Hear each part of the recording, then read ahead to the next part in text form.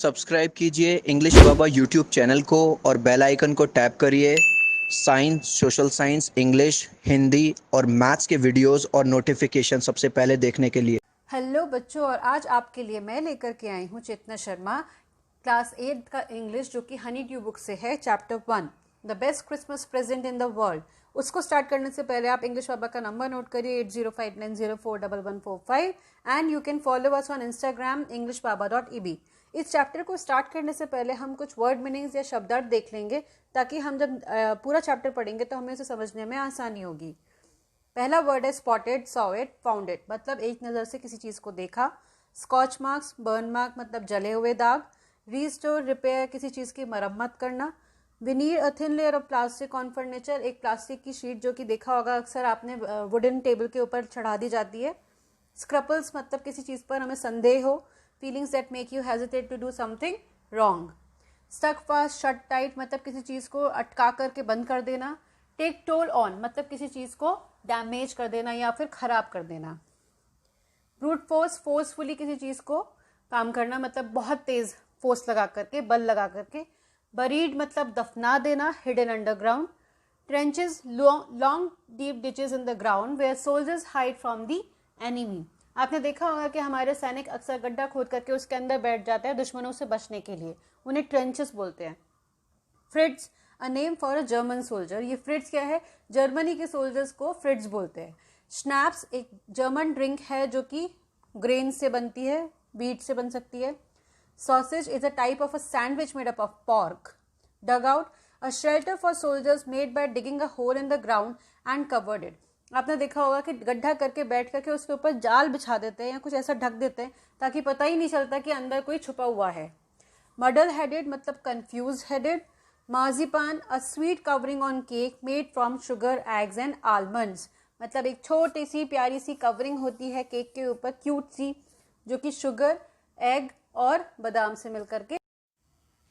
Part 1. I spotted in a junk shop in Brightport a roll-top desk. The man said it was early 19th century and oak. I had wanted one, but they were far too expensive. मैंने एकदम से देखा एक junk shop पे, कबाड़ी खाने में, जो कि ब्रिडपोर्ट नाम की जगह पर था, अ रोल टॉप डेस्क। इस तरह की डेस्क होती है जिसे रोल टॉप डेस्क बोलते हैं, मैंने पिक्चर में आपको दिखाया हुआ है। The man said it was early 19th century. ये अर्ली 19th सेंचुरी की बात है, और ये जो लकड़ी थी ये बेस्ट लकड़ी थी, ओक से बनी हुई थी, और मुझे ये हमेशा से चाहिए थी, लेकिन मुझे लगता था कि ये बहुत महंगी आती है। This one was in a bad condition, the roll top in several pieces, one like clumsily mended. ये बहुत ही बुरी कंडीशन में थी, उसका एक पैर टूटा हुआ था। Scorch marks all down one side, एक जले हुए निशान पड़े हुए थे टेबल पे। It was going for very little money, बहुत ही कम पैसों में ये निकल जाएगी। I thought I could restore it, it would be a risk, a challenge, but I have to have it. उसने सोचा चलो मैं इसको मरम्मत कर दूंगा, ये एक रिस्क होगा, एक चैलेंज होगा, लेकिन चलो करके देखते हैं क्या जा रहा है। I paid the man and brought it back to my workroom at the back of the garage. I began work on it on Christmas Eve. और उसने क्या करा, उस आदमी को पैसे दिए और ये रोल टॉप डेस्क खरीद ली, और वह अपने वर्क रूम में लेकर के चला गया, जो कि गैराज के पीछे था। उसने इस टेबल पे काम करना शुरू करा क्रिसमस ईव। क्रिसमस ईव क्या होता है? क्रिसमस से एक दिन पहले की जो शाम होती है, जो दिन होता है, उसे हम क्या बोलते हैं? Christmas Eve. I removed the roll top completely and pulled out the drawers. The veneer had lifted almost everywhere. It looked like water damage to me. मैंने क्या करा कि उसके सारी ड्रॉर्स को निकालने की कोशिश करी, और जो विनीर, जो मैंने अभी आपको बताया था वोकैबुलरी में, एक थिन लेयर होती है प्लास्टिक की, वो ऑलमोस्ट हट चुकी थी। ऐसा लग रहा था जैसे पानी ने उसे खराब ही कर दिया है। Both fire and water had clearly taken their toll on the desk. Toll on मतलब डैमेज, दोनों आग ने या पानी ने डैमेज करने की पूरी कोशिश करी थी इस डेस्क को। The last jar was stuck fast, I tried all I could to ease it out gently. Last की जो ड्रॉर थी वो फंसी हुई थी, अटकी हुई थी, और मैं पूरी कोशिश कर रहा था प्यार से, आराम से, कि वो ड्रॉर बाहर निकल आए। In the and I use the brute force, और जब मुझे लगा कि अब ये नहीं निकल रही है तो मैंने बहुत तेज़ फोर्स लगाया और उसे निकालने की कोशिश करी। I struck it sharply with the side of my fist and drawer flew open to reveal a shallow space underneath a secret drawer.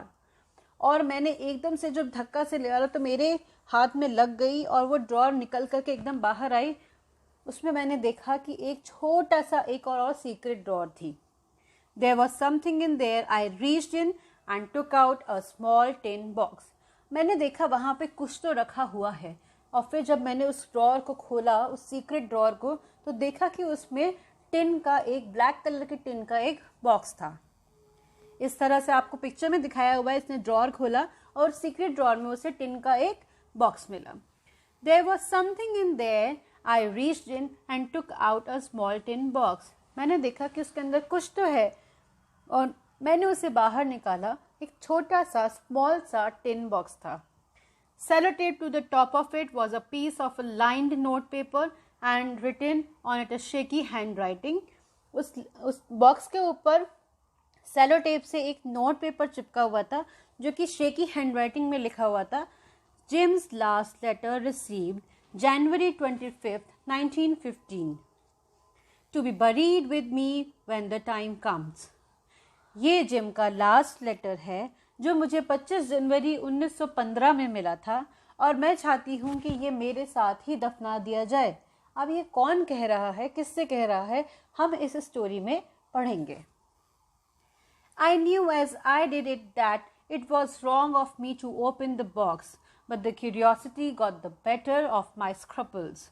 मुझे मालूम था कि मैं ये जो कर रहा हूँ ये गलत है। मुझे वो ड्रॉर खोल करके वो टिन बॉक्स को नहीं निकालना चाहिए था, पर मेरी क्यूरियोसिटी इतनी बढ़ गई थी, मुझे संदेह हो रहा था कि मैं ये जो कर रहा हूँ क्या वो गलत है।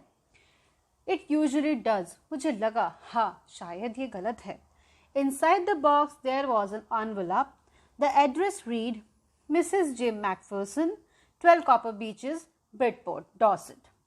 और जब मैंने एनवलप देखा तो उस पर एड्रेस पड़ा हुआ था किसी मिसेस जिम मैकफर्सन का, जो कि ब्रिडपोर्ट डॉर्सेट में रहती हैं। I took out the letter and unfolded it. It was written in pencil and dated at the top, December 26, 1914. अब आपने देखा कि ये लेटर जो कि है लिखा गया है 26 दिसंबर 1914 को और जिम मैकफर्सन को, मिसेस जिक मैकफर्सन को ये मिला है लास्ट लेटर, जो कि वो बोल रही हैं जिम का ये लास्ट लेटर था 25 जनवरी 1915। इस तरह से आप लेटर देख सकते हैं इमेज में। इस तरह से एक लेटर का एड्रेस लिखा हुआ है और उसके ऊपर टॉप पे लिखा हुआ है December 26, 1914। अब लेटर के अंदर क्या था वो पार्ट 2 में हम पढ़ते हैं। डियरेस्ट कॉनी, मेरी प्यारी कोनी, कोनी उसकी वाइफ का नाम है। किसकी वाइफ का नाम है? जिम की वाइफ का नाम क्या है? कोनी। I write to you in a much happier frame of mind because something wonderful has just happened that I must tell you about at once. मुझे बड़ी खुशी हो रही है और बड़ी खुशी के मौके से मैं लिख रहा हूँ कि मेरे साथ कुछ बहुत ही प्यारी सी घटना हुई है जो मैं चाहता हूँ कि मैं तुम्हारे साथ शेयर करूँ और तुम्हें बताऊँ। We were all standing to in our trenches yesterday morning. Christmas morning.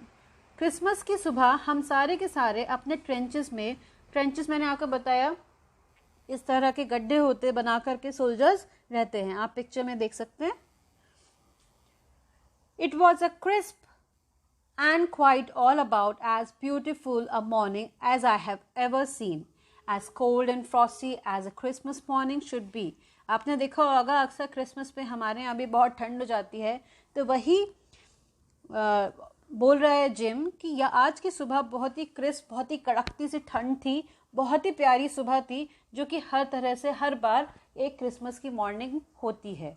I should like to be able to tell you that we began it, but the truth I am ashamed to say is that Fritz began it, but somehow saw a white flag waving from the trenches opposite. मुझे लगा था कि हम एक war front पर बैठे हुए हैं और मुझे लगा था कि ये लड़ाई हमने करी है, लेकिन मुझे ये बोलना पड़ेगा कि ये लड़ाई फ्रिट्स लोगों ने भी शुरू करी है। फ्रिट्स मैंने आपको बताया था कि एक जर्मन सोल्जर्स को हम क्या बोलते हैं? फ्रिट्स।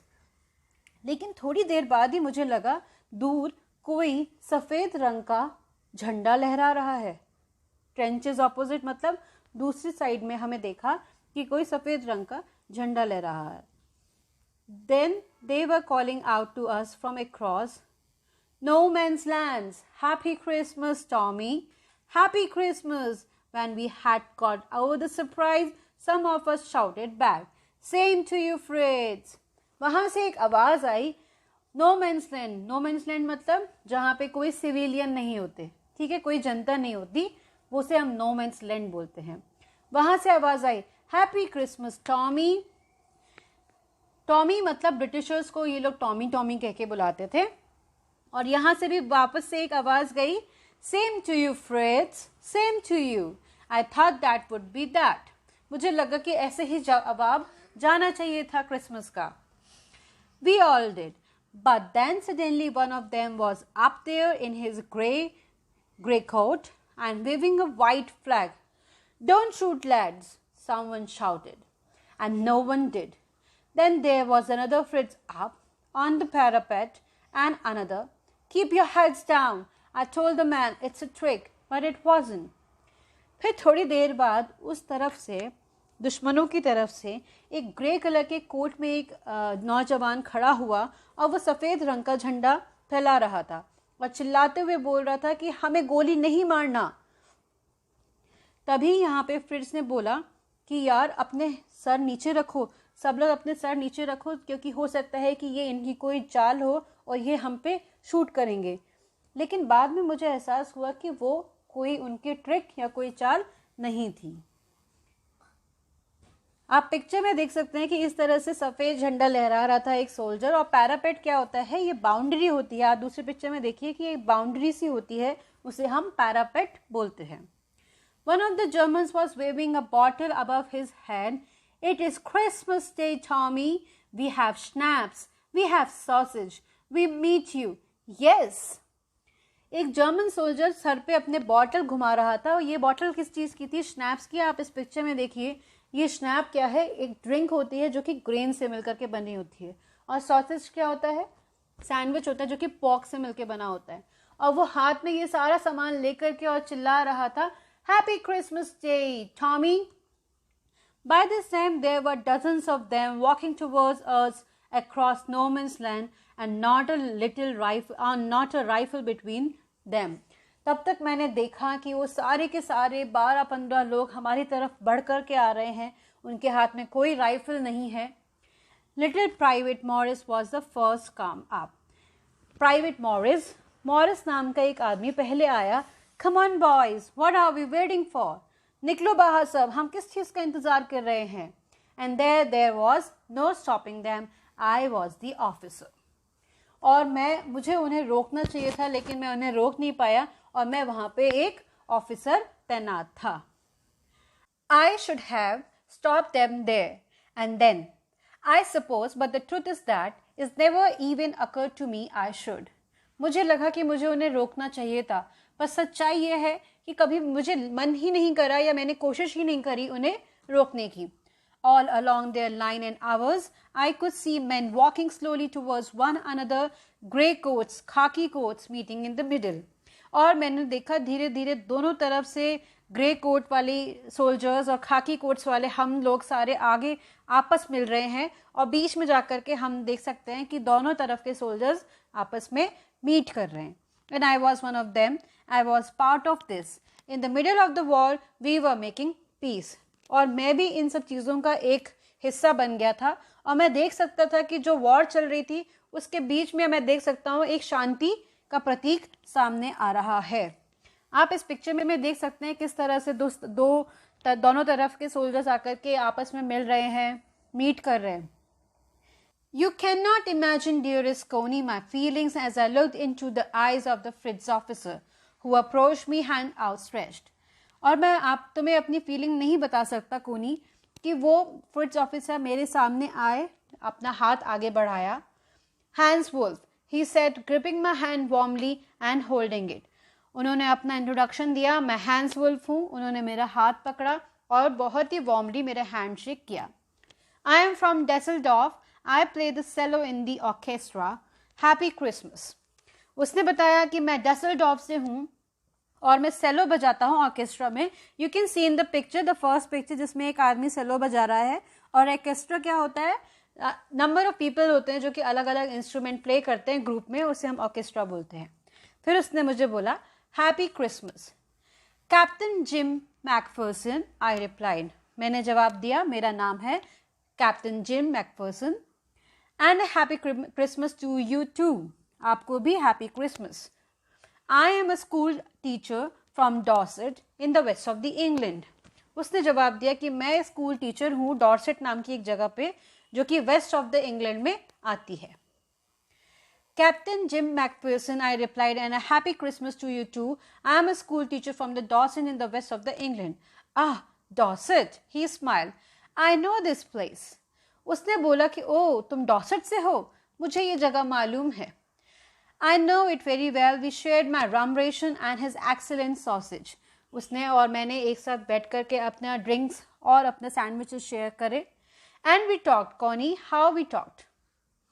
He spoke almost perfect English, but it turned out that he had never set foot in Dorset, never even been to England.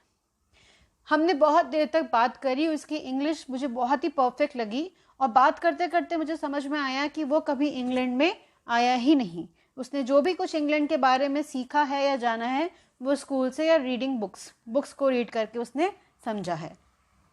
His favorite writer was Thomas Hardy. His favorite book Far from the Madding Crown. और उसने बताया कि उसकी favourite book Thomas Hardy की है, far from the madding crown. आप देख सकते हैं ये पिक्चर है बुक की. So out there is no man's land. We talked about Bathsheba and Gabriel Oak and Surgeon Troy and a Dorset. वहाँ no man's land means जहाँ पे जनता नहीं होती. हमने वहाँ पे बात करी बादशिबा की, गैब्रियल ओक, सर्जन ट्रॉय, ये एक बुक्स हैं जिनके नाम है, उस बारे में हमने बात करी. He had a wife and a son born just 6 months ago. उसकी एक बीवी है और उसका एक 6 महीने का बेटा है. As I looked about me, there were hurdles of the khaki and the grey everywhere, all over no man's land, smoking, laughing, talking, drinking, eating. और मैं देख सकता हूँ कि चारों तरफ, दोनों तरफ के सोल्जर्स आकर के मिले हुए हैं, स्मोक कर रहे हैं, खुश हो रहे हैं, आपस में बात कर रहे हैं, स्नैप्स पी रहे हैं और ईटिंग, सॉसेज भी खा रहे हैं साथ में शेयर करके. Hans Wolf and I shared what was left of your wonderful Christmas cake, Connie. He thought the marzipan was the best he had ever tasted. I agreed. और जिम ने बताया वॉल्फ को कि कोनी मार्जिपन नाम का एक केक बनाती है और मुझे ऐसा लगता है कि मेरी लाइफ का वो बेस्ट एवर टेस्टेड केक है. मैंने ज़िंदगी में उससे अच्छा केक टेस्ट नहीं किया. मार्जिपन केक का एक पिक्चर आप देख सकते हैं और ये पिक्चर है सारे सोल्जर्स का एंजॉय करते हुए. We agreed about everything and he was my enemy. और हम सारी बात पे एक दूसरे से सहमत होते जा रहे थे और कुछ देर पहले हम एक दूसरे के दुश्मन भी थे. There never was a Christmas party like it, Connie. Then someone I don't know who brought out a football. इस तरह की क्रिसमस पार्टी मैंने कभी नहीं देखी कोनी.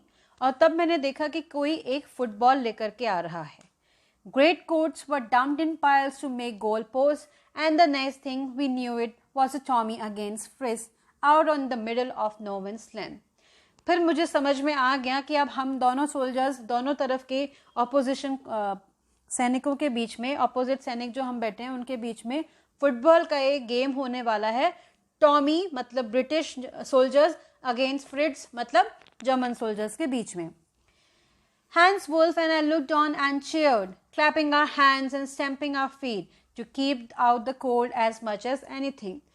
जैसा मैंने बताया कि उस वक्त क्रिस्प कोल्ड मॉर्निंग थी क्रिसमस की और हम बहुत खुश हो रहे हैं, अपने हैंड्स क्लैप कर रहे हैं, खुशी से अपने पैरों को ज़मीन पे पटक पटक के अपनी खुशी जाहिर कर रहे हैं और ठंड से भी बाहर निकलना चाह रहे हैं क्योंकि अब हमारे बीच में फुटबॉल का मैच स्टार्ट होने वाला था.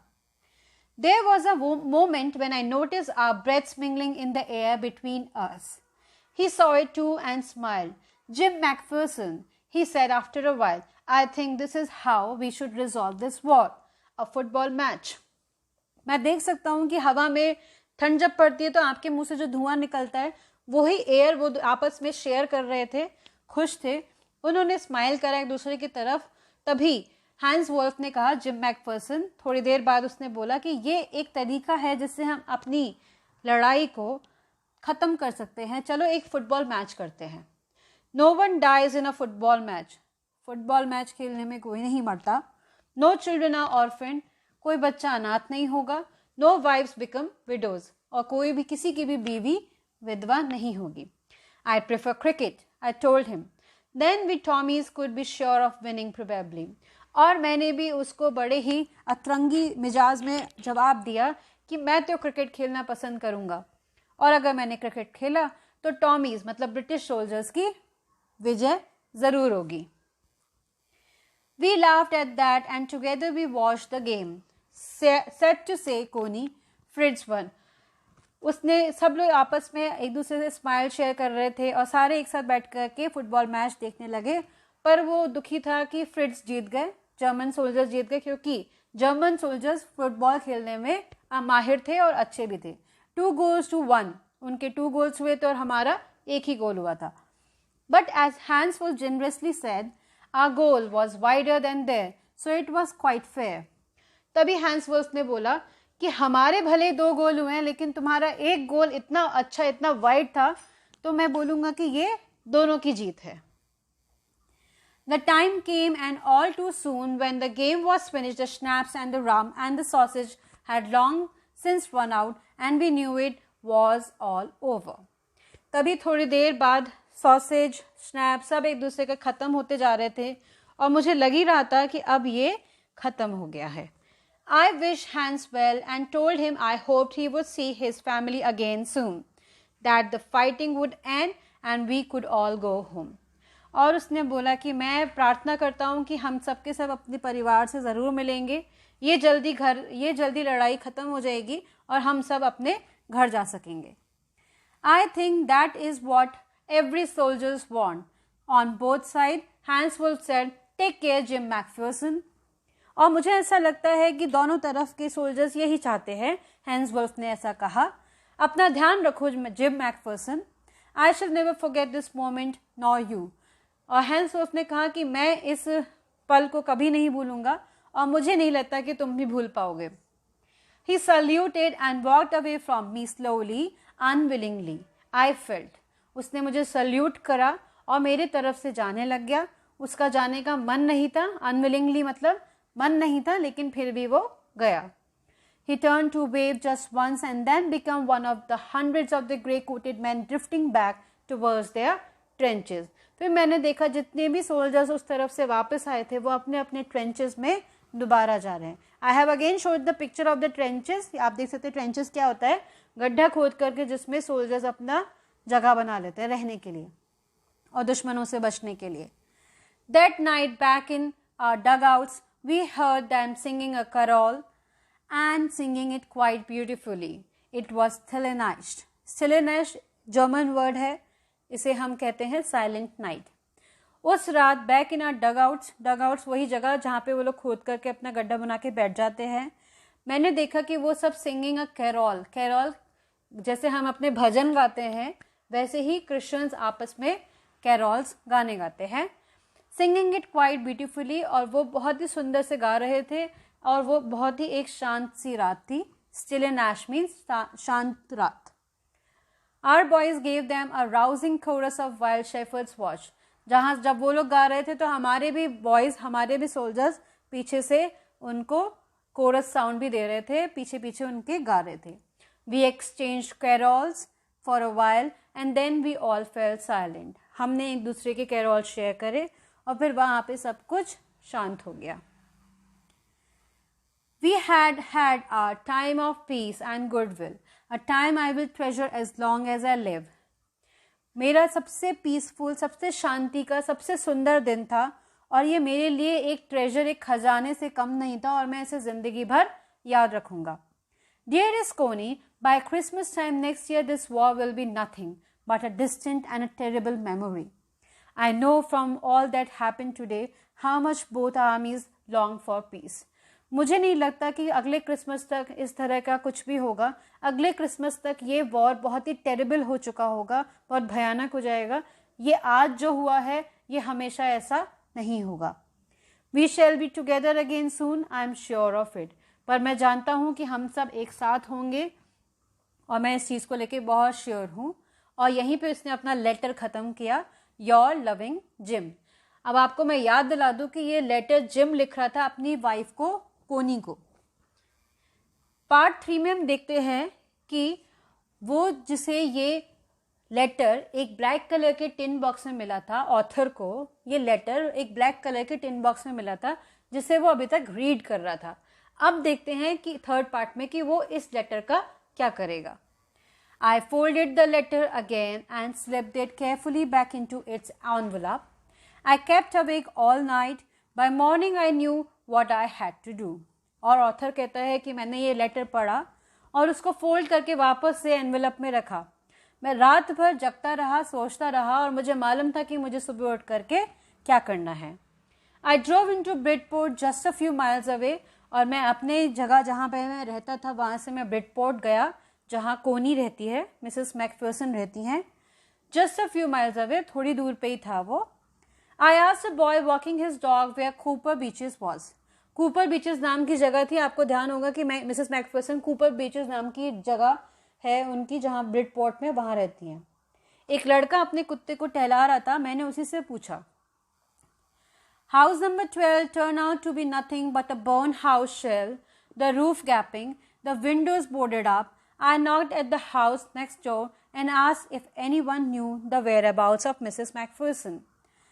उनका घर नंबर 12 था और मैंने देखा कि वहाँ पे कुछ भी नहीं है, सब जला हुआ सा है, कोई रूफ नहीं है, छत भी नहीं है, खिड़कियाँ टूटी हुई हैं और मुझे लग रहा था कि यहाँ पे इतने टूटे फूटे घर में खंडहर जो हो रखा है उसमें मैकफर्सन क्या रहती हैं। Oh yes, said the old man in his slippers. He knew her well. एक बहुत ही बूढ़ा आदमी आके कहता है, हाँ हाँ यहाँ पे रहती हैं। A lovely old lady, he told me. A bit muddle-headed. उसने बोला कि यहाँ पे एक बड़ी प्यारी सी एक बूढ़ी सी औरत रहती है, एक लेडी रहती है। Bit muddle-headed मतलब बहुत थोड़ी सी कंफ्यूज अंदाज में उसने ये बात को बोला। But at her age, she was entitled to be, wasn't she? और उससे बोला कि उनको लवली लेडी बोलना, एक एंटाइटल करना बहुत ज़रूरी है। तुम्हें नहीं लगता क्या? शी इज़ 101 ईयर ओल्ड, क्योंकि वो 101 साल की हैं। She had been in the house when it caught fire. No one really knew how the fire had started, but it could well have been the candles. उनका घर जल चुका था, उनका घर आग पकड़ ली थी। किसी को नहीं मालूम कि वो आग कैसे लगी, पर जहाँ तक मैं अंदाज लगा रहा हूँ वो मोमबत्तियों की वजह से हुई होगी। She used candles rather than electricity because she always thought electricity was too expensive. उन्होंने कैंडल्स यूज़ करना ज़्यादा ईजी समझा। उन्हें लगा कि इलेक्ट्रिसिटी ज़्यादा एक्सपेंसिव होती है, तो वो यूजुअली मिसेस मैकफर्सन कैंडल्स का ही इस्तेमाल करती थी घर में रोशनी करने के लिए। The fireman had got her out just in time. She was in a nursing home now and he told me Burlington House on the Dawstem Road on the other side of the town. और तभी fireman की help से उन्हें बाहर निकाला जा सका था, उन्हें कुछ नहीं हुआ। वो इस वक्त नर्सिंग होम में है और वो नर्सिंग होम किधर है? बर्लिंगटन हाउस नाम है उसका और वो डॉचेस्टम रोड पर है। आप देख सकते हैं पिक्चर में दिखाया है मैंने किस तरह से उनका घर जल गया था। I found Burlington House nursing home easily enough. मुझे बड़ी आराम से, बड़ी आसानी से वो नर्सिंग होम मिल गया। There were paper chains up in the hallway and lighted Christmas trees stood in the corner with a lopsided angel on the top. और मैं देख सकता था कि वहाँ पे पेपर चेन्स हॉलवे है, बड़ा सुंदर सा डेकोरेट किया हुआ है क्योंकि क्रिसमस का टाइम था वह। और आप क्रिसमस के ट्री पे एक lopsided एंजल ऊपर लगी हुई थी, बहुत ही खूबसूरत लग रहा था।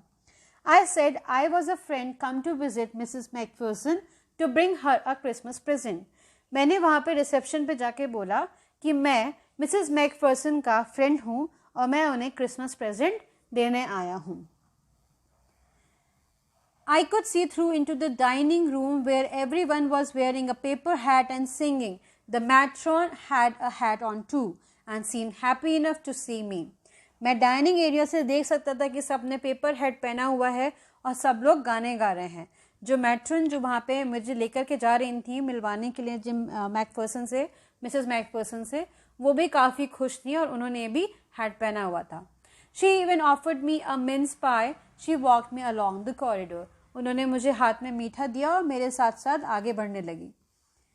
Mrs. Macpherson is not in with the others, she told me. उन्होंने बोला कि वो बाकी लोगों की तरह बिल्कुल भी नहीं है.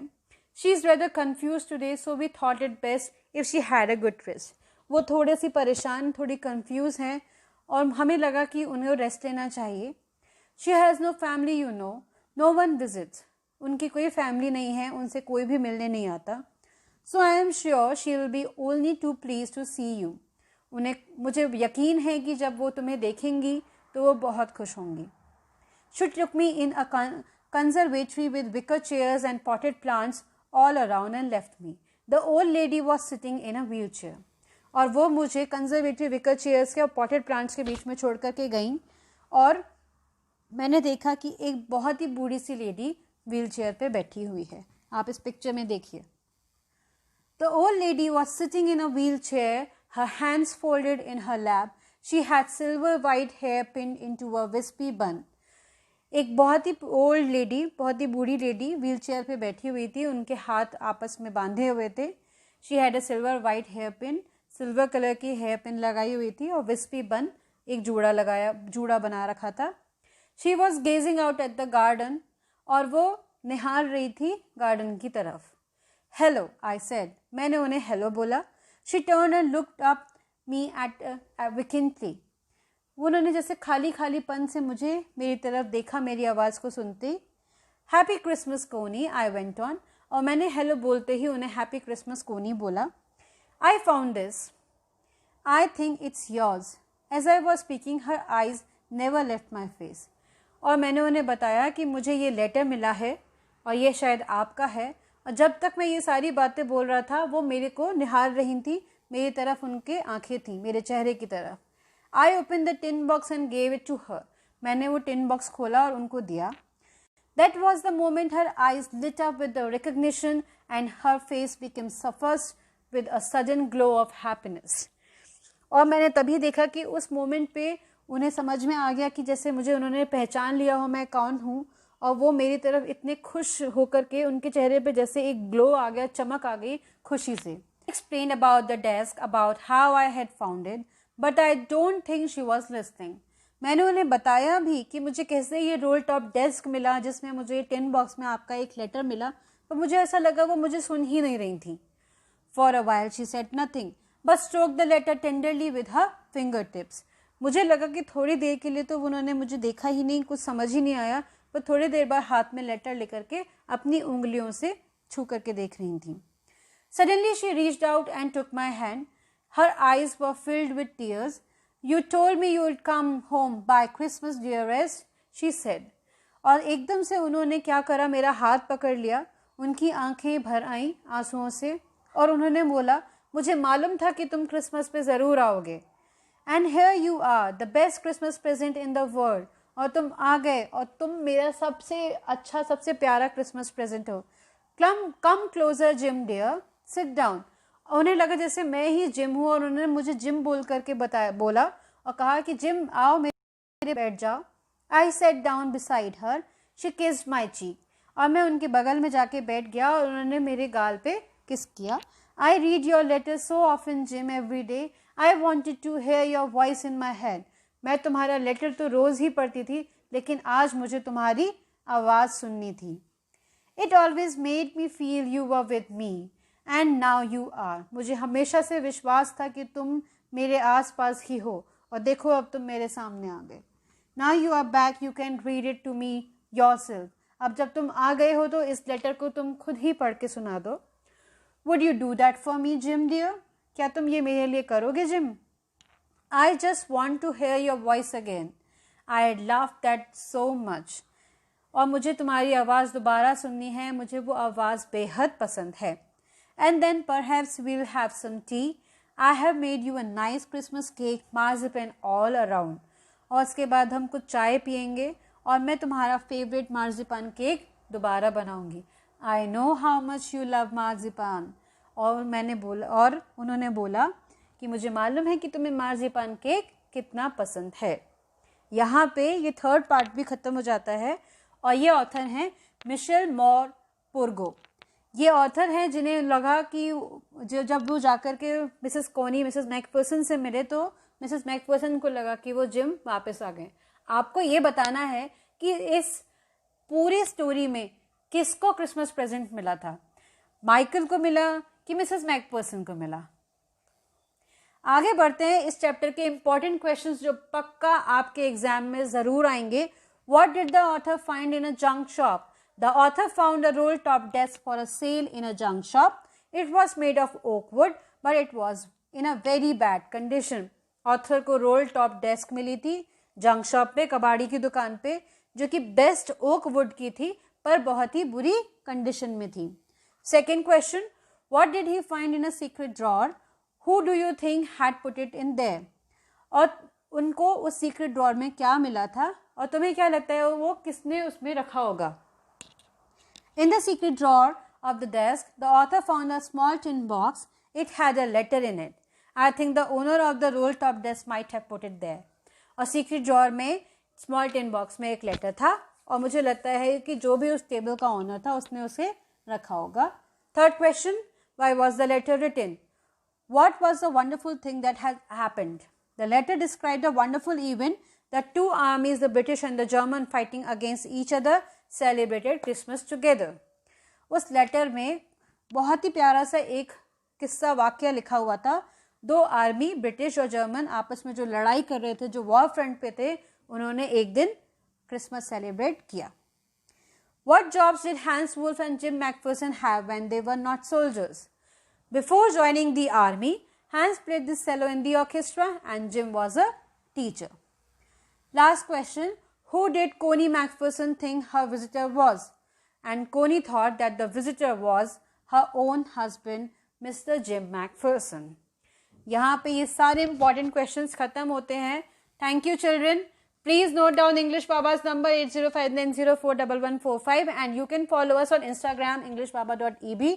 और मेरे next chapter English Honeydew book से वेट करिएगा उसके आने का. Till then bye.